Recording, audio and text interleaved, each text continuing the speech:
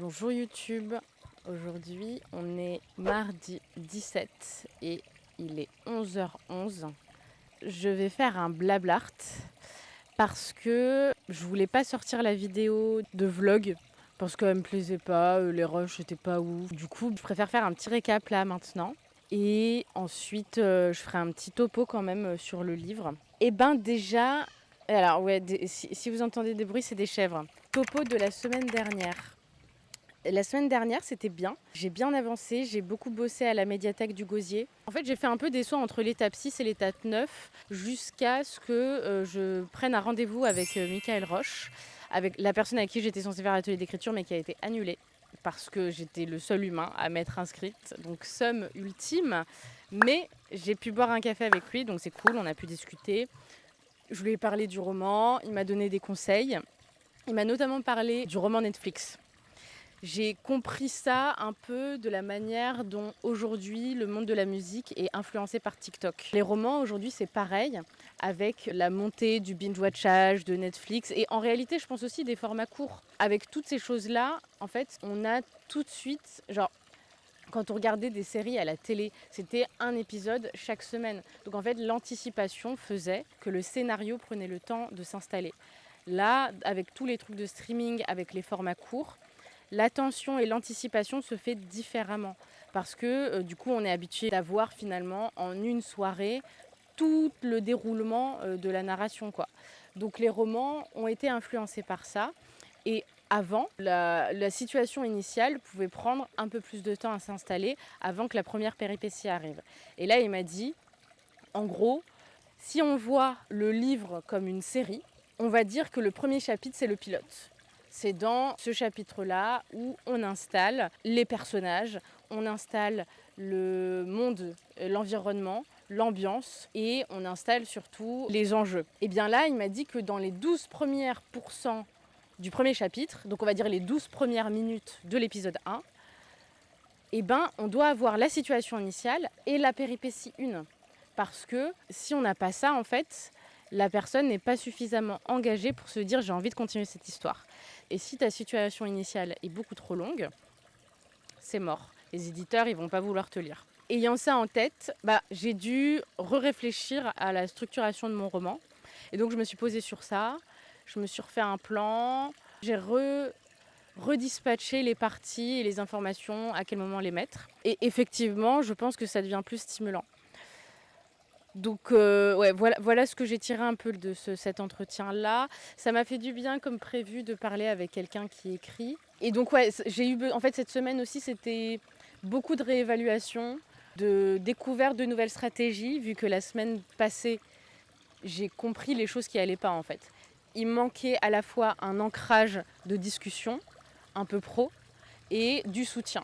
Et je l'ai un peu trouvé avec Michael Roche dans ce temps-là de discussion, de mise au point en fait. Et d'avoir un retour concret d'une personne dont c'est le métier et qui peut m'aiguiller d'une manière ou d'une autre. Le deuxième temps, celui du soutien, là j'ai fait le choix en fait de directement contacter ma bêta lectrice de la vie, Alizée Cœur sur toi. Elle m'a un peu accompagnée quand j'ai écrit un essai pendant le confinement. J'étais avec elle en fait pendant le confinement. Et on avait ce truc de tous les jours j'écrivais. Et à la fin de la journée, je lui lisais ce que j'écrivais et on en parlait en fait. Je me suis dit que j'avais besoin de retrouver cette vibe-là. J'avais besoin de retrouver cet échange régulier, pas tous les jours pour le coup, mais dans une intervalle un peu routinière quoi. Et donc je lui ai envoyé un message et elle m'a dit il n'y a pas de souci. Donc je vais essayer de caler un truc genre toutes les 2 semaines. Là on va se parler normalement vendredi. Et en fait on fait un échange de bons procédés. Moi je vais lui corriger son mémoire. Et elle va me stimuler dans mon écriture en me donnant son point de vue émotionnel et d'une logique pour savoir et pour... Parce que bon, c'est bien de se parler à soi-même, mais c'est quand même mieux d'avoir un avis extérieur qui peut te dire ok bon là tu pars dans une fausse route totale, là ça n'a aucun sens, là est-ce que c'est ton intention? Ok, parce que ça paraît pas comme ça, enfin un peu pointer des choses que moi je peux pas voir parce que je suis dans l'œil du cyclone quoi. Ensuite, je tenais à dire mais bonjour à vous les nouveaux abonnés, on est 77 sur cette chaîne, c'est assez incroyable. On a commencé il y a 5 mois, on devait être une vingtaine. Et là, on est 77. Non mais ouais, c'est une dinguerie. Merci, bienvenue. N'hésite pas à mettre un petit mot dans les commentaires pour me dire qui tu es. Qu'est-ce qui t'a intéressé dans cette chaîne et pourquoi tu es avec nous finalement, pourquoi tu as rejoint cette aventure. C'est hyper agréable de voir que ça prend un peu progressivement, à chaque vidéo, un peu plus de monde, c'est cool, ça fait plaisir. Et ça me motive de ouf en fait, ça c'est cool. Et oui, et du coup, dans la mesure où il y a des nouvelles personnes, je me suis dit, il était peut-être temps de raconter en fait ce que je raconte dans mon livre quand même. Et je me dis, j'aurais peut-être dû faire ça depuis le début. Mais dans ma tête, justement, on était 20 pélos, et les 20 pélos, c'était mes proches en fait, donc ils savaient de quoi je parle. Ils connaissent l'histoire de mon roman, je les bassine avec ça depuis bien trop longtemps. Donc dans ma tête, j'avais pas la nécessité d'expliquer ce que je faisais. Mais là, nous sommes un peu plus. Tout le monde ne connaît pas cette histoire, donc je me permets de raconter un peu c'est quoi le pitch du roman.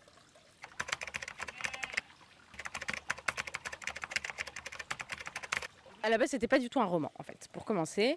Quand je suis rentrée en première année aux Beaux-Arts, l'année était segmentée en bilan de premier semestre et de deuxième semestre. En gros, l'idée du bilan, c'était installer toutes les pièces que tu avais fait au cours du premier semestre. Et ensuite, tu as une sorte de jury de profs qui viennent et vous en discutez. Et à partir de cet échange, ils établissent une notation et ça te fait ta note pour le semestre, quoi. Et pendant ce bilan-là, j'avais produit une peinture qui s'appelait Uncomfortably Numb. J'en ai parlé dans ma vidéo dans le premier Blablart. C'était l'exercice de on prend une couleur et le nom d'une chanson aléatoirement dans un chapeau et on en fait une peinture.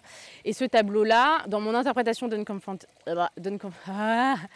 d'Uncomfortably Numb, c'était l'aspect, tu sais, tu vois les corps morts en fait. Ils sont dans des positions de rigidité qui, parfois, à part si t'es mort paisiblement dans ton lit, peuvent être des positions très inconfortables en fait. Et donc cette image du corps et de la rigidité, j'aimais bien, je voulais l'explorer. Et donc dans la conversation qu'on a pu avoir avec mes profs, on a cité toute la pratique de l'écorcher dans les planches anatomiques médicales, mais également le travail de Gunther von Hagens. C'est un artiste en gros qui propose la vision de corps, de réellement des corps humains, qui sont plastinés pour que toute la structure musculaire reste en place. Et donc on en est venu à parler du volume, et à l'issue de ce bilan-là, je me suis dit que j'aimerais bien faire un réel écorché en sculpture, taille 1, taille humaine, et voilà. Donc à la base, c'est ça. Après le bilan, je commence à faire mes recherches et tout. J'avais Jézabel. Jézabel, c'était les modèles de magasins, là, les corps. Je m'étais dit, je vais me partir de son corps pour en faire quelque chose. Et donc, je commence le projet pour pouvoir mouler, machin, bidule. Et pour commencer le projet, il fallait que je commence par une zone du corps. Et je me suis dit que j'allais commencer par le système reproducteur parce que ça m'inspirait et que pourquoi pas au final. Et la question s'est posée, ok, est-ce que je fais un système reproducteur masculin, féminin ? Et en même temps, si je choisis l'un ou l'autre, c'est quoi l'intérêt ? Enfin, toujours dans le questionnement en fait, de me dire, est-ce que finalement, c'est pas trop littéral ? Est-ce que je testerai pas autre chose ? Et donc, m'est venue l'idée de me dire, au pire, j'ai qu'à créer un système reproducteur neutre. Et à partir de ça, continuer.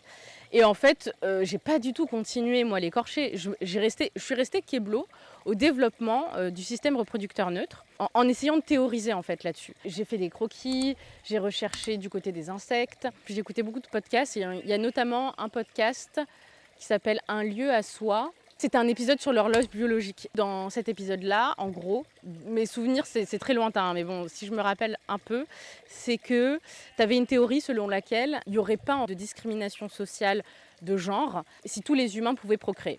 Comme les hommes cis ne pouvaient pas tomber enceints et que ce pouvoir-là était donné finalement aux femmes cis, ils avaient la nécessité d'asseoir leur pouvoir par en fait tout un système de discrimination sociale. Et donc en ayant ça en tête, avec l'histoire de trucs neutres et tout, j'ai fait un lien, un fil rouge qui m'a dit, mais en fait, si tous les humains pouvaient procréer, si tous les humains avaient un système reproducteur neutre qui pouvait produire chacun un enfant, est-ce que cette discrimination sociale basée sur des genres ou de sexualité prendrait les mêmes formes. Et en fait, à partir de là, je me suis dit, putain, faut que je réfléchisse cette société, quoi. Et donc j'ai eu des idées, j'ai mis ça sur le papier, et puis à un autre bilan ou à un autre rendez-vous avec des profs, et on m'a appris qu'Ursula Le Guin avait écrit ce bouquin et qu'il s'appelait La main gauche de la nuit. Et du coup, super, une autrice incroyable a déjà écrit ce bouquin, ça ne sert à rien que j'écrive ce bouquin. Mais ça ne m'empêche pas d'écrire un autre bouquin. Du coup, en fait, toute cette démarche-là, ça a été comme un petit œuf, quoi. Et de cet œuf-là est né autre chose. Au fur et à mesure de mes recherches, au fur et à mesure de mes lectures, j'ai augmenté progressivement et ça m'a dirigée vers la notion d'utopie. J'ai lu plein d'articles sur les différentes utopies qui existent, plutôt utopies techniques et qui marchent super bien dans la théorie et dans la mécanique si on veut, mais qui fait l'impasse totale sur le bonheur individuel, notamment l'utopie de Thomas More qui, dans les faits, marche très bien, mais qui n'est qu'un système. Ça ne cherche pas le bonheur des individus, mais ça cherche une société qui fonctionne. Et ensuite, la deuxième option que tu avais, c'était l'idée qu'on tombe sur un endroit dit vierge. Il n'y a pas plus colonialiste comme terme pour identifier un espace. Hashtag Robinson Crusoe. Hein. Et dans cet univers, dans cette île ou dans ce monde-là, vu qu'il n'y a personne, c'est toi qui décides de faire tes règles en fait. C'est toi qui crée ta société et donc elle est forcément parfaite. Parce qu'il n'y a que toi ou un nombre très infime de personnes qui vit selon des règles instituées, quoi. Et en fait, moi, ces deux options me plaisaient pas. J'y voyais quelque chose de très autoritaire des deux côtés. En fait, il y avait toujours une notion d'enfermement social ou d'enfermement psychologique qui me déplaisait un peu. Et pour moi, l'utopie, en fait, je le rattachais beaucoup au bonheur, en fait. Au bonheur qui soit collectif, mais au bonheur aussi individuel. Et en fait, j'ai développé ma propre définition que je vais mettre là. Je ne la connais pas de tête là, mais dans mes écritures, j'ai établi pour moi ce que c'était, comment je définissais l'utopie, en fait. Et ça m'a permis, à partir de cette définition-là, de développer tout cet univers-là. Du coup, pour ne pas me diriger, en fait, dans les deux options de l'utopie qui étaient présentes dans la littérature, je me suis dit déjà qu'il fallait que je sorte de la zone de l'île ou du pays, qu'il fallait instituer ça à l'échelle planétaire en fait. Et donc à partir de ce constat-là, j'ai développé tout l'univers à partir de la création du système solaire. J'ai commencé à beaucoup dessiner. Et je dessinais des planètes, etc. Et en fait, de ces dessins-là est né le storyboard qui se trouve ici, là. Et après, de ces premiers dessins-là, j'en ai fait de réels beaux dessins. Et de ces dessins-là, de ces beaux dessins-là, donc le storyboard officiel, j'en ai fait le film d'animation qui est présent à MEMAC, là, à l'exposition. Et du coup, ce film-là, ça explique comment les trois mondes sont venus à être créés. Tu as trois mondes, donc tu as Pendatere, tu as Aetere et tu as Arbenere. Ça me permet d'en venir à ce que je raconte en fait dans l'histoire et dans le roman que je compte écrire.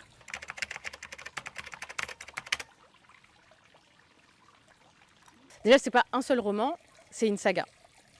Et dans cette saga, on va suivre les aventures d'une famille qui va s'établir sur 3 générations. Les humains de cette famille-là, qui sont individuellement en quête de leur bonheur, vont avoir le choix de traverser les autres mondes.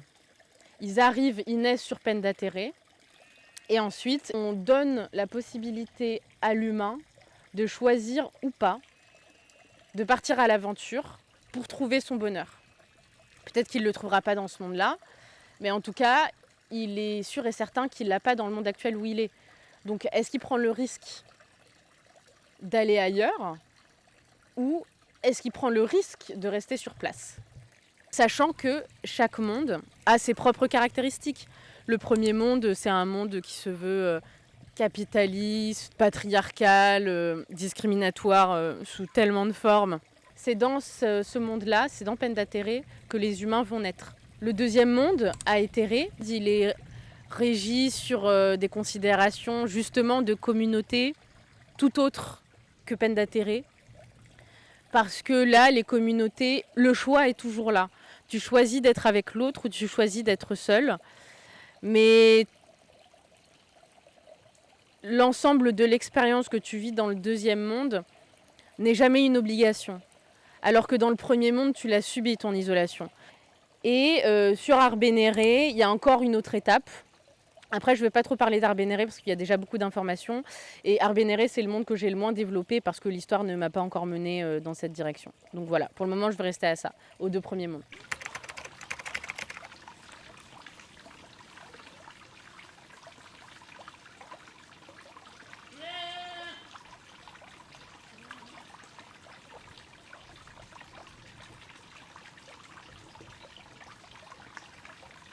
Et donc, ce premier tome-là, on est dans la découverte de cette famille.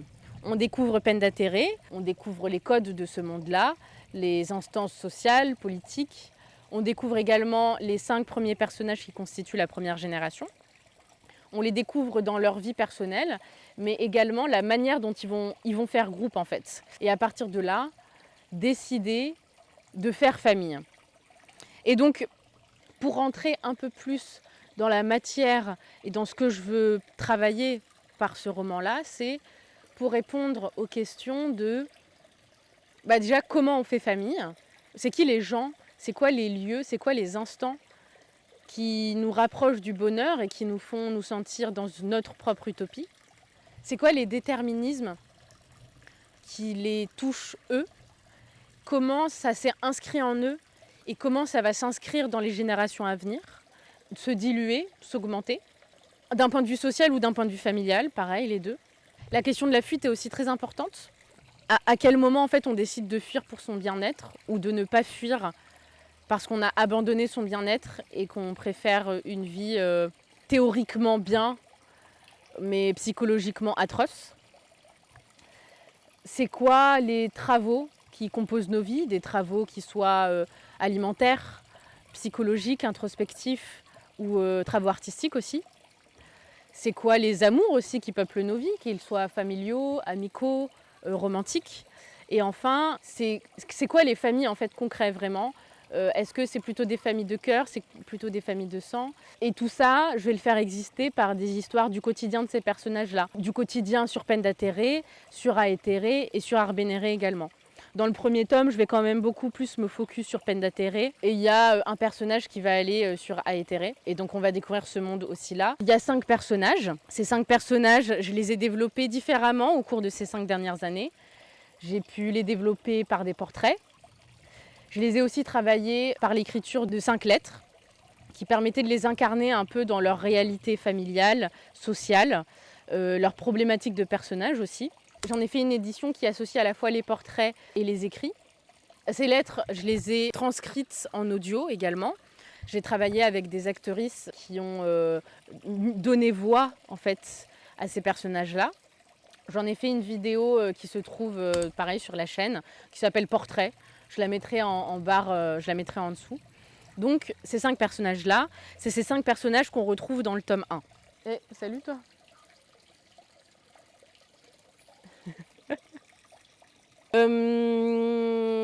Écoute, je pense qu'on a fait le tour là quand même.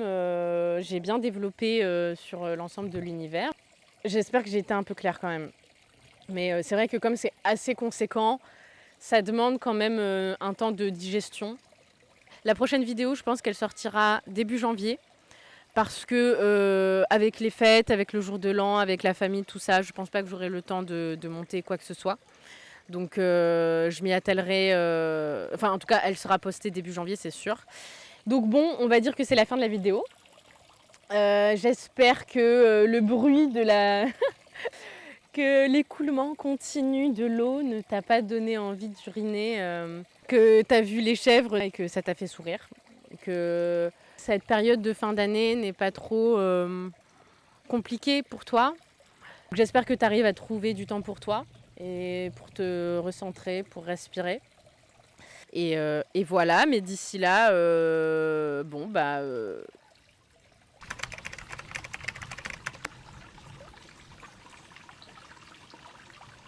Non mais les chèvres, c'est la vie quoi. Ah oh, la chèvre, elle vient de sauter. Oh, c'était magnifique. C'est tellement mignon, c'est tellement intelligent. Ça saute partout. Ils vont sous les putains de mancenilliers quoi. C'est trop des warriors.